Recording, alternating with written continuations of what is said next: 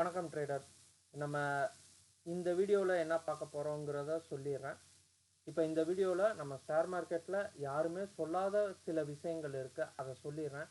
இது ஏற்கனவே ட்ரேட் பண்ணிக்கிட்டு இருக்கவங்களோ, இன்வெஸ்ட் பண்ணுறவங்களோ, இல்லை புதுசாக ஆரம்பிக்க போகிறீங்களோ, இல்லை ட்ரேட் பண்ணி லாபமே சம்பாதிக்க முடியலையோங்கிறவங்களுக்கு தான் இது முக்கியமான பதிவு.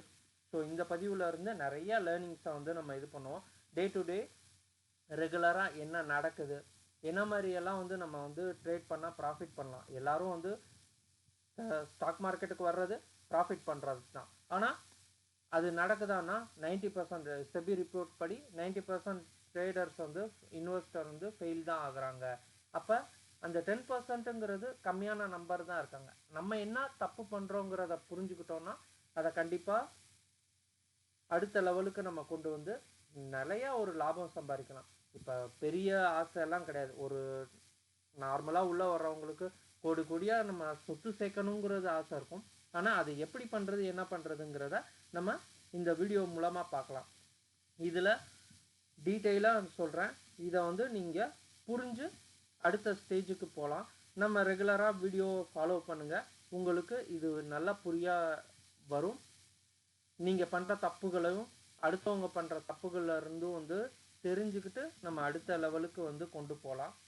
ஸோ நம்ம இப்போ டேரெக்டாக வீடியோக்குள்ளே போயிடலாம்.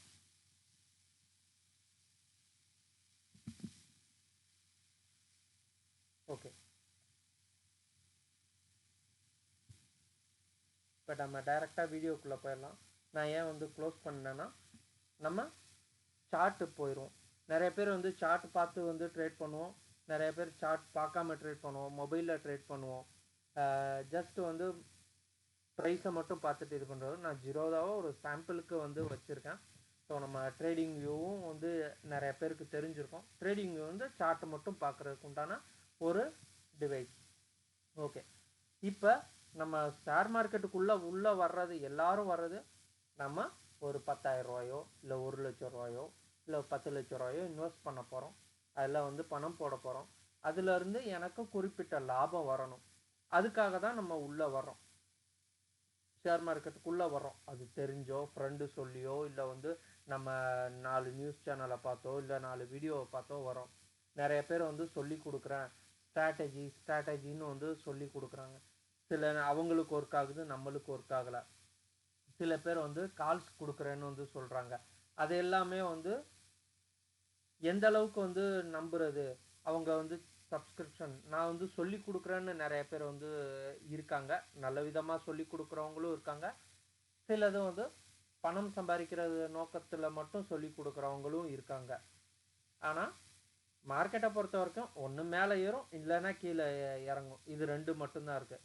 இந்த லெவலுக்கு மேலே போனால் மேலே கண்டிப்பாக ஏறி போய்கிட்டே இருக்கும்னு சொல்லுவாங்க. இந்த லெவலுக்கு கீழே போயிடுச்சுன்னா அவ்வளோதான், அகல பாதாளத்துக்கு போயிடும்னு நம்மளுக்கு கண்ணுக்கு தெரியாத நிறைய பயத்தை கிரியேட் பண்ணி வைக்கிறதுக்கு தான் நிறைய டெய்லி ரிப்போர்ட் சேனல்ஸு, யூடியூப்லேயே நிறைய சேனல்ஸ் இருக்குது. அதை இது பண்ணுவாங்க. நம்ம ப்ராஃபிட் மஸ்ட்டுங்கிற சேனலில் யாரையும் ப்ளேம் பண்ண விரும்பலை. நல்லதுன்னா நல்லதுன்னு சொல்லுவோம். இல்லை இது தவறாக இருக்குன்னா அந்த இதை சுட்டி காட்டுறதுல நம்ம கண்டிப்பாக இருக்கணும். அப்போ தான் வர்றவங்களுக்கு நல்லபடியாக ட்ரேட் பண்ணால் ப்ராஃபிட் பண்ணணும், அவ்வளோதான். இன்வெஸ்ட் பண்ணால் அது ப்ராஃபிட்டபுளாக முடியணும். எல்லாரோட நோக்கமும் பணம் சம்பாதிக்கிறது மட்டும்தான். அதில் மாற்று கருத்து இல்லை. ஸோ நம்ம என்னோட எக்ஸ்பீரியன்ஸில், என்னோட சுற்று வட்டார பீப்புளோட எக்ஸ்பீரியன்ஸில், நான் ட்ரைனிங் அட்டன் பண்ணி எனக்கு கிடைச்ச எக்ஸ்பீரியன்ஸில் சில விஷயங்களை ஷேர் பண்ணுறேன். ஓகே, நம்ம வீடியோக்குள்ளே போயிடலாம். டைரெக்டாக இது பண்ணணும். ஷேர் மார்க்கெட்னால் பேசிக்ஸ் இருக்குது. அதை நம்ம கற்றுக்கணும். இப்போ ஆப்ஷன்ஸ் ட்ரேடிங்னு நிறைய பேர் கேள்விப்பட்டிருக்கீங்க. எடுத்ததும் முக்கால்வாசி பேர் ஆப்ஷன் மார்க்கெட்டில் தான் போய் ட்ரேட் பண்ணுறோம். ஏன்னா அதுதான் ஈஸி. 5,000 ரூபா போட்டால் கூட எனக்கு டெய்லி 300 400 ப்ராஃபிட் வரும். கண்டிப்பாக வரும். 5,000 ரூபா கூட ப்ராஃபிட் வரும். ஆனால் ரிஸ்க்கான அந்த 5,000 ரூபா தானு நம்ம நிறைய பேர், நானும் பண்ணியிருக்கேன். ஸோ இப்போ அதில் நம்ம எப்படி ஃபெயிலியர் ஆகாமல் பண்ணுறதுங்கிறதும் நம்ம ஒரு பக்கம் இருக்குது. நான் ஒரு ஸ்டாக் வாங்கி வச்சேன், 2 வருஷமாக ஏறவே இல்லை. கொஞ்சம் ஏறுது, ஆனால் ஜான் ஏறுனா முளம் சறுக்குதுன்னு சொல்லுவாங்கள்ல, அது மாதிரி இருக்குது. அப்போ நான் வந்து எப்படி வந்து ஸ்டாக்கை வந்து நான் இன்வெஸ்ட் பண்ணுறதுக்கு இது பண்ணுறாங்க, அது வந்து நம்ம புரிஞ்சுக்கணும்.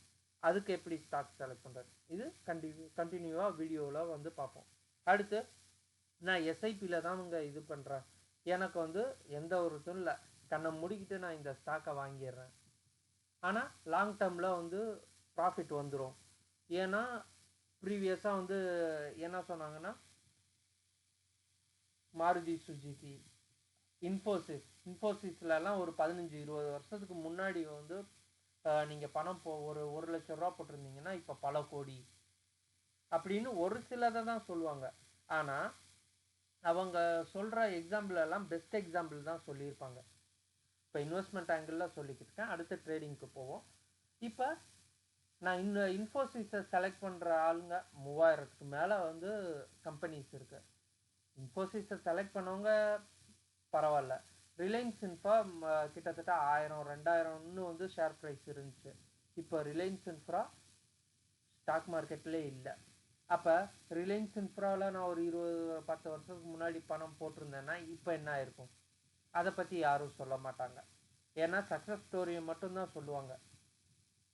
நிறைய பேரை வந்து யூடியூப்பில் பிரபலப்படுத்துகிறாங்க. ஆனால் அவங்க வந்து குறிப்பிட்ட காலத்தில் வந்து 1 கோடி சேர்த்துட்டாங்க, 2 கோடி சேர்த்துட்டாங்க, இவ்வளோ எஃபர்ட் போட்டிருக்காங்கன்னு அவங்க சேர்த்ததை மட்டும்தான் ப்ரொஜெக்ட் பண்ணுறாங்களே தவிர அதுக்கு எவ்வளோ அவங்க கஷ்டப்பட்டாங்கங்கிறத வந்து ப்ரொஜெக்ட் பண்ணவே மாட்டாங்க. ப்ரொஜெக்ட் பண்ணாலும் அதோட நுவான்சஸ், அதாவது நுணுக்கங்கள் வந்து சொல்லியே கொடுக்க மாட்டாங்க.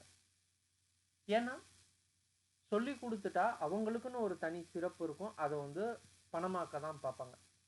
ஸோ ஒரு சில இதை வந்து எல்லாரும் சொல்லி கொடுக்க மாட்டாங்க தான், அது அவங்களோட தனிப்பட்ட விருப்பம் தான். ஆனால் எல்லாருக்கும் ஒரு குறிப்பிட்ட விஷயங்கள் தெரிஞ்சிச்சுன்னா அவங்களும் வந்து சம்பாதிக்கலாம். நிறைய சேனல்ஸ் இருக்குது, அவங்க பேர் வந்து சொல்ல விரும்பலை. எனக்கு ரொம்ப பிடிச்சது வந்து டெலிகிராமில் ஒரு சேனல் இருந்தது, கழுமரமும் கனையாளியும்னு. என்னன்னா தப்பு செய்கிறவங்கள வந்து கழுமரத்தில் ஏற்றுற அந்த சேனலில் வந்து எனக்கு ரொம்ப இன்ஸ்பைரியாக இருந்தது. அதை பேஸ் பண்ணி தான் இப்போ ட்ரான்ஸ்ஃபார்ம் பண்ணி இந்த ப்ராஃபிட் மஸ்ட் சேனலை யூஸ் பண்ணியிருக்கேன். இப்போ இன்வெஸ்ட்மெண்ட்டில் எஸ்ஐபி போடுங்க, 15 வருஷத்தில் உங்களுக்கு வந்து பல கோடி வந்துடும் அப்படின்னு நிறைய கால்குலேஷன்ஸ் வந்து சொல்லுவாங்க. நான் அதை கால்குலேஷன்ஸை வந்து அடுத்த வீடியோவில் இன்னும் வந்து தெளிவாக சொல்கிறேன், டீட்டெயிலாக சொல்கிறேன். இன்னும் 15% வந்து ரிட்டர்ன் கிடச்சிரும், 10% ரிட்டர்ன் கிடச்சிரும் அப்படின்னு வந்து முட்டை கணக்குன்னு தான் சொல்லுவாங்க. இதை வந்து சொல்கிறவங்க 10% 10 வருஷத்துக்கு வந்து காம்பவுண்ட் பண்ணிங்கன்னா இதாயிரும். 10%ங்கிறத யார் கேரண்டி பண்ணா? அது ஒரு கொஸ்டின் இருக்குல்ல. லாங் டேர்மில் நல்ல ஒரு ப்ராஃபிட் கிடைக்கும், இல்லைன்னு நான் சொல்லலை, மறுக்கவும் இல்லை. 1,00,000 ரூபா வச்சா 1 கோடி ஆயிரும், 2 கோடி ஆயிரும் 30 வருஷத்தில், 3 கோடி 4 கோடின்னு வந்து பில்ட் ஆகிக்கிட்டே போகும் அடுத்தடுத்த வருஷத்தில் அப்படின்னு சொல்கிறாங்க. எல்லாமே கணக்குப்படி தியரிப்படி கரெக்டு தான், இல்லைன்னு சொல்லலை. காம்பவுண்டிங் யார் வந்து ரியல் எக்ஸாம்பிள்? அப்படி கணக்கு சொல்கிறவங்க, இந்த அக்கௌண்ட்டு 20 வருஷமாக நான் இதை பண்ணேன், இந்த அக்கௌண்ட்டில் இவ்வளோ எஸ்ஐபி போட்டேன், இப்போ இவ்வளோ வந்திருக்குன்னு யாராவது ஒரு ரிசல்ட் வந்து கொடுத்துருக்காங்களா? ஃப்யூச்சரை தான் வந்து ரெஃபரன்ஸ் பண்ணுவாங்களே தவிர யாரும் வந்து லைவ் ஆன்சர் கொடுக்க மாட்டாங்க.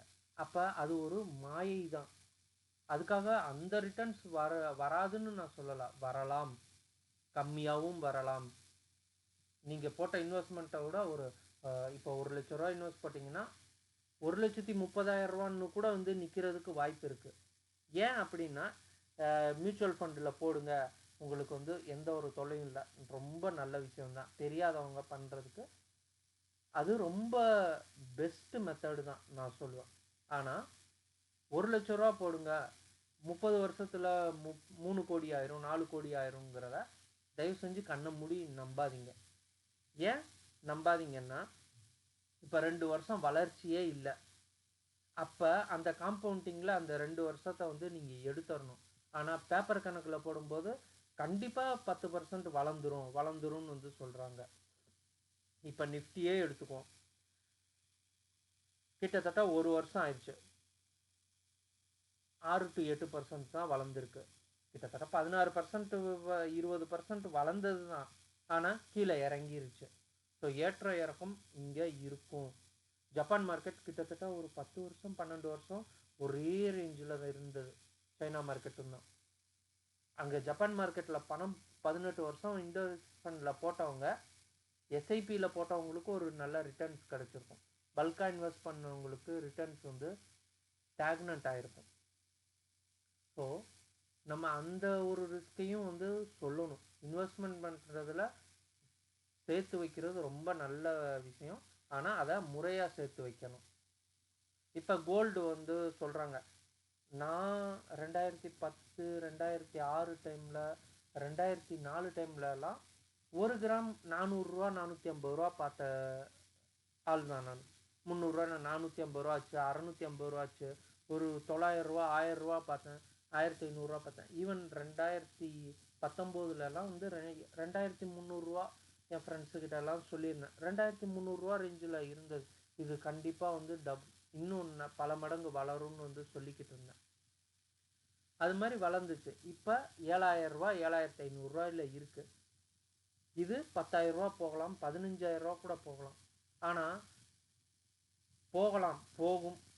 ஆனால் 7,500 டு 8,500லேயே ஒரு 5 வருஷம் நிற்கும்னு வந்து யாராவது சொன்னா நம்புவீங்களா?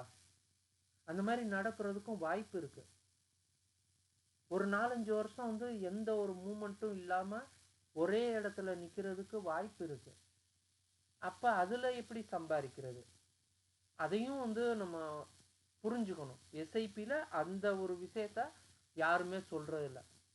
அதை நம்ம டீட்டெயிலாக அடுத்தடுத்த வீடியோவில் பார்ப்போம். ஸோ எஸ்ஐபியில் நம்ம அதை புரிஞ்சுக்கணும். எஸ்ஐபி பண்ணுறவங்க இப்போ லாங் டர்மாக போடுறவங்களும் இந்த விஷயத்தை புரிஞ்சுக்கிட்டு இன்வெஸ்ட் பண்ணால் பல மடங்கு வளர்க்கலாம். மரம் வளர்க்குற மாதிரி தான் வளர்க்க முடியும்.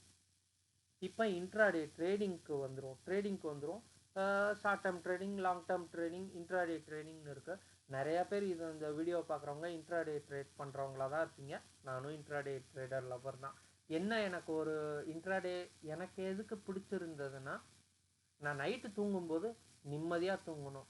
நாளைக்கு மார்க்கெட் என்ன ஆகுமோங்கிற பயம் இல்லாமல் தூங்கணும்னா, நான் இன்றைக்கி வாங்கி இன்றைக்கி க்ளோஸ் பண்ணிவிட்டு ஒரு சின்ன லாபம் எடுத்துகிட்டு போயிட்டா கூட எனக்கு அது போதும்னு வந்து எனக்கு பட்டது. இது என்னோட தனிப்பட்ட விருப்பம். ஆனால் நைட்டு தூங்கும்போது நிம்மதியாக தூங்கணும். நாளைக்கு 1000 பாயிண்ட் டவுன் ஆனாலும் 1000 பாயிண்ட் அப் ஆனாலும், டவுன் ஆனாலும் நான் கவலைப்பட போகிறதில்ல, அப்பானாலும் நான் வந்து ரொம்ப ஆடம்பரமாக கொண்டாட போகிறதும் இல்லை. ஸோ ஸ்டேபிளாக போகணும்னு, நிலையாக ஒரு வாழ்க்கை வாழணும்னு தான் நான் நினைக்கிறேன். இது வந்து என்னோட தனிப்பட்ட கருத்து. இது எனக்கு சரின்னு பட்டது. அதுக்காக இன்ட்ராடே ட்ரேடிங் தான் பெஸ்ட்டுன்னு நான் சொல்ல வரல. லாங் டேர்ம் இன்வெஸ்ட்மெண்ட்டு தான் பெஸ்ட்டு. ஆனால் அதில் சில ரிஸ்க் இருக்குது. அதை சரியாக பயன்படுத்தினோன்னா அங்கேயும் வந்து நிம்மதியாக தூங்க முடியும். ஸோ அதெல்லாம் நம்ம அடுத்த இதில் பார்க்கலாம். இப்போ இன்ட்ராடே ட்ரேடிங்கில் ஏறுது, பை பண்ணலாம். இவன் சொன்னால் இது இங்கே இருந்து ஏறும், எனக்கு கால்ஸ் கொடுத்தாங்க, கால்ஸுக்கு பே பண்ணி வாங்குறேன். எத்தனையோ கால்ஸ் இதெல்லாம் நான் கடந்து வந்தவன் தான். அவங்க பேக்கேஜை விற்கிறதுக்கு தான் இது பண்ணுவாங்க. இந்த சாஃப்ட்வேர் வந்து வாங்கினீங்க, சாஃப்ட்வேரே 25,000 1,00,000 வந்து விற்கிறாங்க. இந்த சாஃப்ட்வேர் இது பண்ணிங்கன்னா ஆட்டோமேட்டிக்காக அதுவே ட்ரேடு எடுத்துரும், உங்களுக்கு டெய்லி வந்து ப்ராஃபிட் வந்துடும் அப்படின்னு நல்ல ஒரு ப்ரொஜெக்ஷன் தான் காட்டுவாங்க. ஒரு சின்ன கேள்வி, இப்போ ஒரு சாஃப்ட்வேர் இருக்குது, அட்சய பாத்திரம்னே வச்சுக்குவோம்.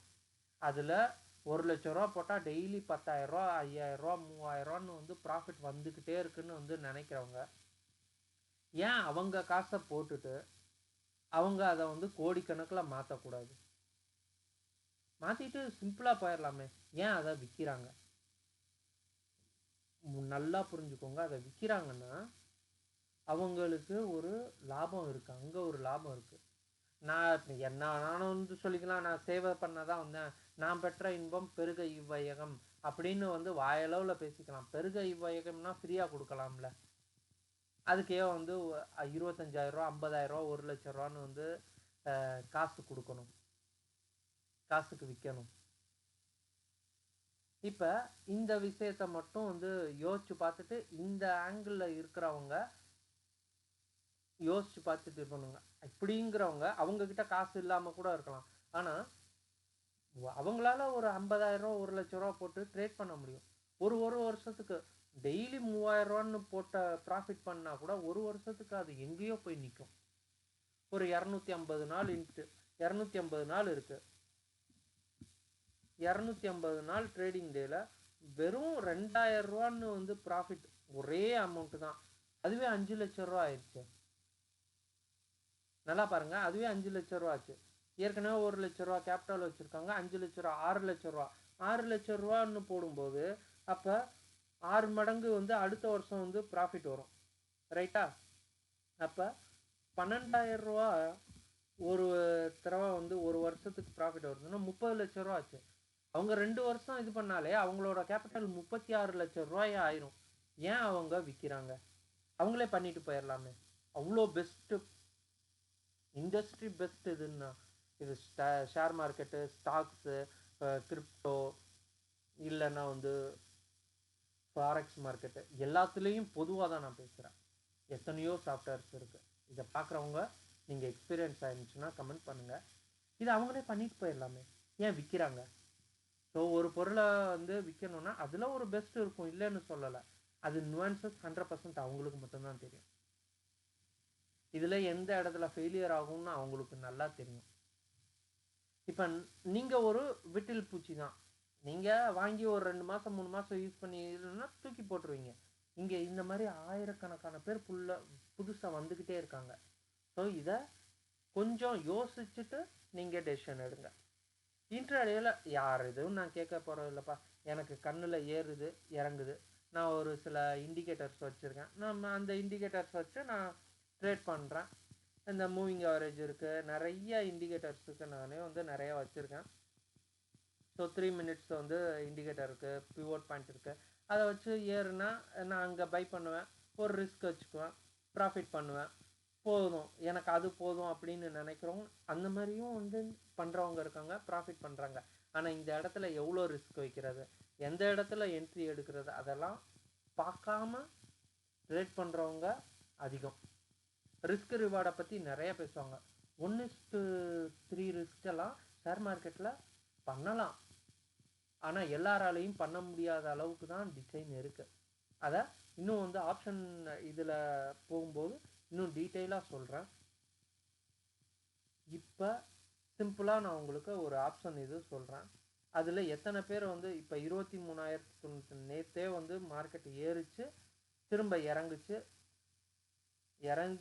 கேப் அப்பாக ஓப்பன் ஆகி இறங்குச்சு, ஏறிச்சு, திரும்ப இறங்கிருச்சு. ஸோ இதில் எத்தனை பேர் மாட்டியிருப்பாங்கன்னு தெரியாது.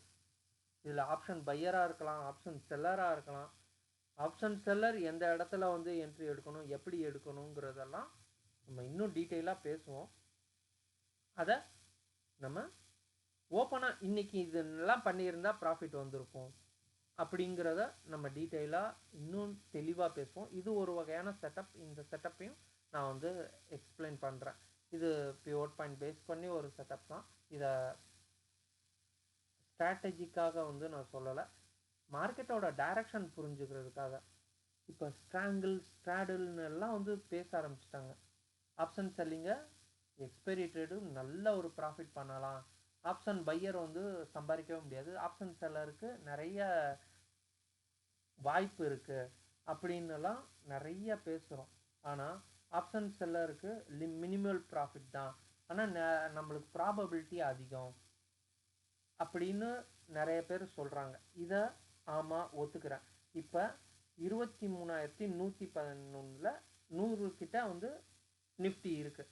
இப்போ அதோட ஆப்ஷனில் காலையும் எடுத்துக்கோம், புட்டையும் எடுத்துக்கோம். இப்போ 173 ரூபா காலில் இருக்குது, 159 ரூபா புட்டு இருக்குது. இப்போ 23,100 கால், இன்னும் 4 நாள் டைம் இருக்குது. 4 நாள்னா அடுத்த திங்கள் 27, 28, 29, 30, 30ஆம் தேதி இது எக்ஸ்பைரி ஆயிரும். அப்போ நான் இந்த இடத்துல நான் என்ன பண்ணணுங்கிறத சொல்லிடுறேன். ஓகே, இப்போ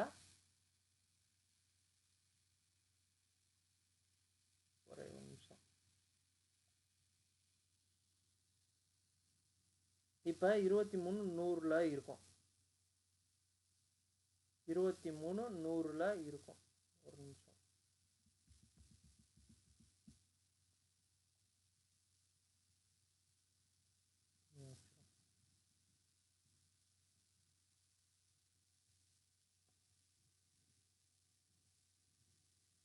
இருபத்தி மூணு நூறுல இருக்கும். இப்போ இந்த இடத்துல கால் போகணும்னா கால் சின்னு சொல்லுவாங்க. மேலே ஏறினா மட்டும்தான் ப்ராஃபிட். இப்போ நம்ம கால் இது எவ்வளோ இருக்குது? 173.50 ட்ரேட் ஆகுது. இப்போ இந்த இடத்துல நம்ம பை பண்ணிட்டோம்னு வச்சுக்கோங்க.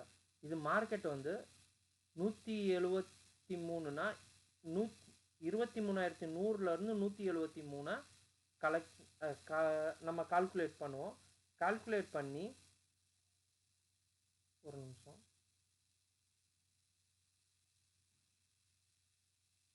ஓகே, இப்போ அப்படியே நம்ம மார்க்கெட்டு இப்போ வியாழக்கிழமை வரைக்கும் வச்சுருக்கேன்னா இந்த இடம் வந்து 270க்கு மேலே போனால் மட்டும்தான் எனக்கு ப்ராஃபிட் கிடைக்கும். எங்கே 270க்கு மேலே 23,273க்கு மேலே போனால் தான் இந்த காசு அப்படியே இருக்கும். இது ஆக்சுவல் ப்ரீமியம்னு சொல்லுவாங்க. 4 நாள் ஹோல்ட் பண்ணி வச்சுருக்கேன். இது வந்து பல்க் ஆகும்னா இடையில இப்படி மார்க்கெட் மேலே போகும்போது 173, 200, 230ன்னு வந்து மாறலாம். ஆனால் வியாழக்கிழமை முடியும் போது 273க்கு மேலே எவ்வளோ இருக்கோ அது மட்டும்தான் ப்ராஃபிட்டு. அப்போ மார்க்கெட் இங்கே முடிஞ்சாலோ 23,200 முடிஞ்சாலோ அந்த 73 பாயிண்ட் வந்து நம்மளுக்கு ரிஸ்க் ஆயிரும். ஸோ இதை நம்ம தெரிஞ்சுக்கணும். இந்த இடத்துல நம்ம எடுக்கிறோன்னா அந்த ரிஸ்க் வந்து இருக்குங்கிறத தெரிஞ்சுக்கணும். நம்ம போட்ட காசெல்லாம் நஷ்டம் அப்படிங்கிறத புரிஞ்சுக்கிட்டு பை பண்ணுறவங்க பண்ணுங்க. இதே இது நான் வந்து 173க்கு செல் பண்ணிட்டேன். அப்போ என்னோட லாஸ் எப்போ ஆரம்பிக்கும்னா வியாழக்கிழமை வரைக்கும் நான் வெயிட் பண்ணுறேன்னா இப்போ 23,273க்கு மேலே போகிற ஒவ்வொரு ரூபா மட்டும்தான் என்னோட லாஸு. நான் 23,273க்குள்ளே எவ்வளோ இருந்தாலும் அதுக்குள்ளே இருந்தாலும் எனக்கு லாபம்தான். இந்த ரேஞ்சுக்குள்ளே இருக்கிறதெல்லாம் எனக்கு லாபம்தான். மார்க்கெட்டு ஏறவே ஏறாமல் இங்கே நின்னாலும் லாபம்தான், கொஞ்சம் ஏறினாலும் லாபம்தான், இவ்வளோ தூரம் ஏறினாலும் எனக்கு நஷ்டம் இல்லை. கீழே வந்துச்சுன்னா முழுசாக லாபம். அப்போ நம்மளுக்கு ஏறுனா ஒரு ரேஞ்சுக்குள்ளே வரைக்கும் ஏறுனா லாபம் ப்ராஃபிட்டு. அதே மாதிரி ஒரே இடத்துல இருந்தால் ப்ராஃபிட்டு, கீழே போனாலும் டவுன் ஆனாலும் ப்ராஃபிட் கால் செல் பண்ணுறவங்க. ஸோ 3 வாய்ப்பு இருக்குது ப்ராஃபிட் பண்ணுறதுக்கு. பை பண்ணுறவங்களுக்கு ஒரே ஒரு வாய்ப்பு தான்.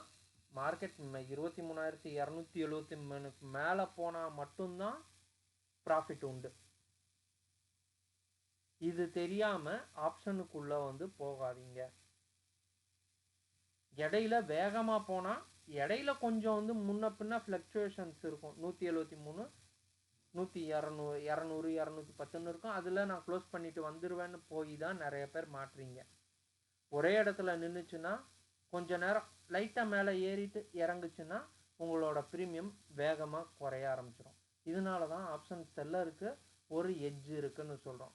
அப்போ ஆப்ஷன் செல்லர் எப்போ வந்து அடி வாங்குவான்? இப்போ இதுக்கு மேலே வேகமாக போயிருச்சு, கேப் அப்பாக ஓப்பன் ஆயிடுச்சு, இதுக்கு மேலேனா அவங்க கண்டிப்பாக அந்த பொசிஷனை வெளியில் வந்தே ஆகணும். ஸோ இதில் தான் அவங்க ஃபெயிலியர் ஆகுறாங்க. ஆப்ஷன் செல்லருக்கு பெரிய லாஸ் இருக்குது. ஒரு 1000 பாயிண்ட் அடுத்த நாளே கேப் அப்பாக ஓப்பன் ஆச்சுன்னா கால் பையர் ஓடி போக வேண்டியதான். ஸோ இதனால தான் இவங்க ஆப்ஷன் செல்லிங் பெஸ்ட்டு அப்படின்னு வந்து சொல்கிறாங்க. ஆப்ஷன் பையிங்கும் ரிஸ்க்கு தான், ஆப்ஷன் செல்லிங்கும் ரிஸ்க்கு தான். ஆப்ஷன் செல்லிங்கில் ஒரு எட்ஜ் இருக்குது. என்னென்னா மார்க்கெட் மூமெண்ட்டை பொறுத்து தான் லாபமோ நஷ்டமோ. மார்க்கெட்டு மூமெண்ட்டை எப்படி ஆக போகுதுங்கிறத தான் நம்ம கணிக்கணுமே தவிர செல் பண்ணிட்டா லாபம் வந்துடும், பை பண்ணிட்டா லாபம் வந்துடும்னு ஒரு நிலையானது கிடையாது. இது ஸ்டாக். இப்போ ஆப்ஷனில் இவ்வளோ விஷயங்க இருக்குது. இப்போ ஸ்டாக்குன்னு எடுத்துக்கிட்டோன்னு வச்சுக்கோங்க, ஏதாவது ஒரு ஸ்டாக் எடுத்துக்கோங்க, ரிலையன்ஸே எடுத்துக்குவோம். இப்போ ரிலையன்ஸே எடுத்துக்கிறோம். ஏன் வந்து ஸ்டாக் பக்கம் போங்க அப்படின்னு சொல்கிறதுக்கு மீனிங் இதுதான். ரிலையன்ஸே எடுத்துட்டோம், இப்போ மார்க்கெட் டவுன் ஆகிக்கிட்டே இருக்கு. நான் இந்த இடத்துல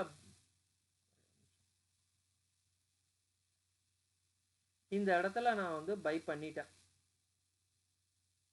நான் பை மட்டும்தான் பண்ணணும், என்னோட முழு காசையும் போட்டு பை பண்ணிட்டேன். எப்போ மேலே ஏறினாலும், ஒரு வாரம் ஆகட்டும் 2 வாரம் ஆகட்டும், எப்போ மேலே ஏறினாலும் எனக்கு லாபம் தான். அப்போ கீழே இறங்குறது என்னோட காசில் வாங்கும்போது அது எவ்வளோ இறங்குதோ ரொம்ப கம்மியாக தான் இருக்கும். ஏன்னா இப்போ ரிலையன்ஸ் 1200ரூவான்னா 10,000 ரூபா வச்சுருக்கவங்க வெறும் 4-5 தான் வந்து வாங்க முடியும். அதையும் நான் காட்டுறேன் பாருங்கள்.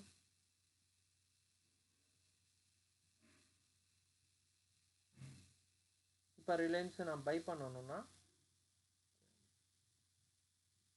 இப்போ நான் பை பண்ணணும்னா எத்தனை குவான்டிட்டி மேக்ஸிமம் வாங்க முடியும்? அமௌண்ட் இங்கே கீழே டிஸ்பிளே ஆகுது பாருங்கள். 10,000 ரூபா வச்சுருக்கேன்னா என்னால் 8 லாட்டு தான், 8 குவான்டிட்டி தான் வாங்க முடியும். அப்போ என்னோட காசுக்கு இங்கே இருக்கிறதுக்கு இதோட ரிஸ்க்கு ஒரு 100 ரூபா இறங்கினாலும் 8க்கு 800 ரூபா தான் நெகட்டிவ் ஆகும், ஃபுல் காசு வந்து போகாது. ஆனால் நிறைய பேர் என்ன பண்ணுறாங்க, இன்ட்ராடேயில் போயிட்டோன்னு வச்சுக்கோங்க, இதே இது நான் 20, 30ன்னு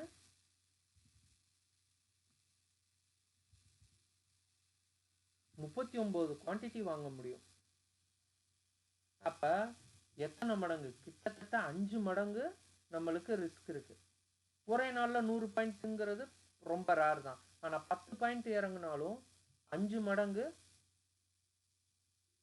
10 பாயிண்ட் இறங்குச்சுன்னு வச்சுக்கோங்க, நீங்கள் உங்கள் காசில் வாங்கினீங்கன்னா 80 ரூபா தான் ரிஸ்க் ஆயிருக்கும்.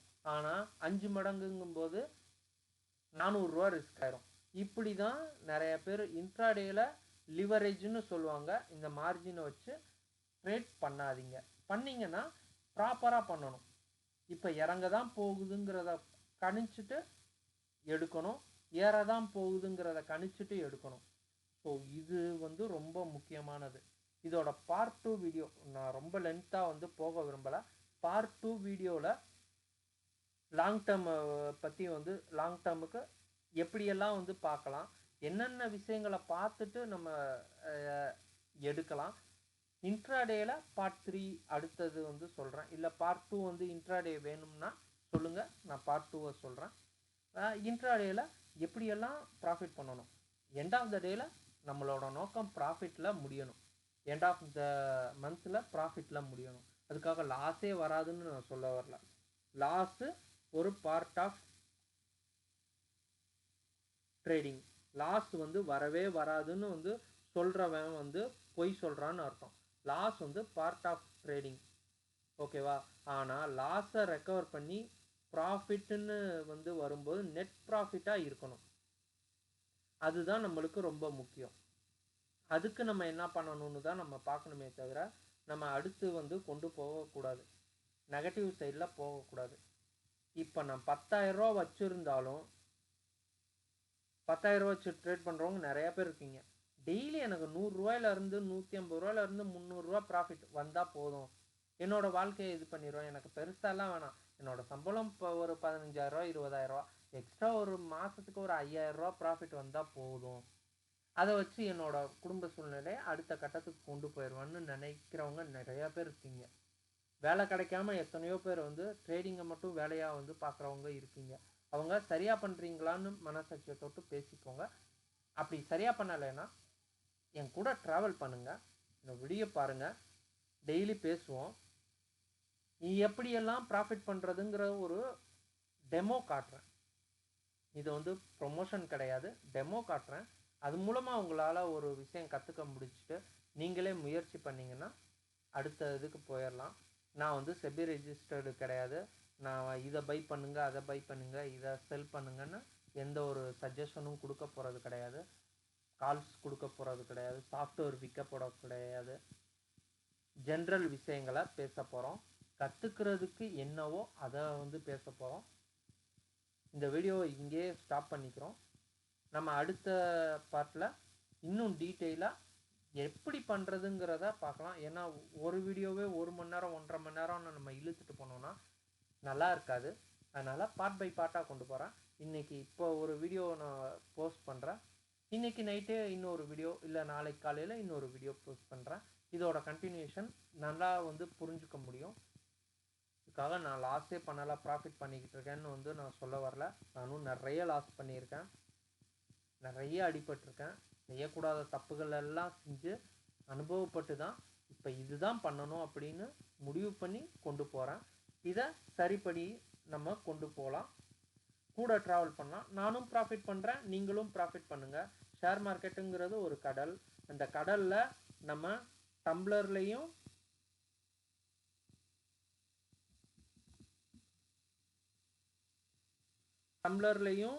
தண்ணியை மோரலாம், அண்டாலையும் தண்ணி எடுக்கலாம். ஒரு கிரேனை வச்சு கூட வந்து நம்ம எடுக்கலாம், தண்ணி எடுக்கலாம். ஆனால் டம்ளரில் எடுக்கும்போது நம்மளுக்கு ரிஸ்க் கம்மியாக இருக்கும். நம்ம எதுலேயும் வந்து போய் கடலில் மூழ்க மாட்டோம். கடல் அங்கேயே தான் இருக்க போகுது. நம்ம டெய்லி ஒவ்வொரு டம்ளராக சேர்த்துட்டு வந்து சிறுதுளி பெருதுள்ளமாக நம்ம வளர எல்லாருக்கும் வாழ்த்துக்கள். நம்ம எல்லாரும், என்னோட கோல் என்னன்னா, இப்போ ஒரு சாம்பிள் அக்கௌண்ட் வச்சுருக்கேன். 1 லட்ச ரூபா, 1.5 லட்ச ரூபா, 1,25,000 கேபிட்டல் வச்சுக்கிட்டு ட்ரேட் பண்ணிக்கிட்டு இருக்கேன். ஒரு ஃப்ரெண்டோடதுங்கிறது இல்லை, என்னோட ரிலேட்டிவோட அக்கௌண்ட் தான். என்னோட மணியை தான் வந்து போட்டு ட்ரேட் பண்ணிக்கிட்டு இருக்கேன்.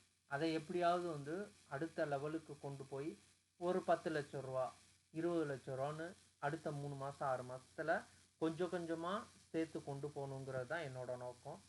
நம்ம அந்த அந்த ஆங்கிளில் கொண்டு போவோம். அடுத்த சில நாட்களில் அதை பற்றி டீட்டெயில்ஸ் சொல்கிறேன். இப்போதைக்கு ஸ்மூத்தாக என்ன பண்ணுறது, எப்படி பண்ணுறதுங்கிறது நம்ம பேசுவோம். அடுத்த பார்ட்டில் கண்டிப்பாக ஒரு ஐஸ் பிரேக்கிங், அதாவது நம்ம இவ்வளோ நாள் முட்டாள்தனமாக பண்ணிக்கிட்டு இருந்தது, தெரியாமல் பண்ணிக்கிட்டு இருக்கிறது ஸ்டாப் பண்ணிவிட்டு ப்ராஃபிட்டை நோக்கி ஒரு படி எடுத்து வைப்போம். ப்ராஃபிட் சேனலை கண்டிப்பாக பாருங்கள், உங்களுக்கு பிடிக்கும்னு நம்புகிறேன். அடுத்த பார்ட்டில் கண்டிப்பாக நம்ம சம்பாதிக்கிறதுக்கு என்னவோ அதை பார்க்கலாம். நன்றி, தேங்க்யூ.